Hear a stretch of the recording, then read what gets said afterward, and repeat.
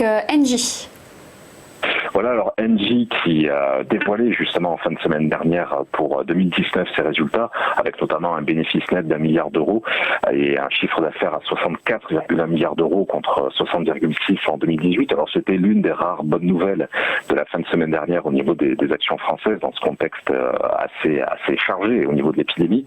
Alors sur l'ensemble de la semaine, l'action est quand même en forte baisse à l'image du CAC. L'autre actualité pour Engie, c'était quand même le fait que les tarifs réglementés de vente de gaz, notamment appliqués par Engie à des millions de foyers, vont baisser de 4,6% au 1er mars, donc depuis hier concrètement.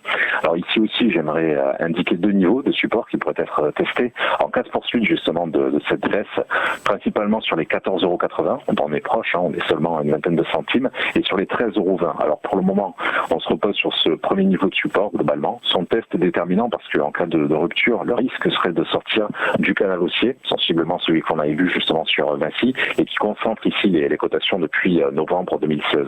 Donc également, ici aussi, la principale actualité à suivre dans les prochaines séances, ça va être les remarques et on l'espère, les actions des banques centrales pour entamer un rebond un petit peu solide dans ce contexte, je dirais, de prise de bénéfices majeure de la part de la plupart des investisseurs.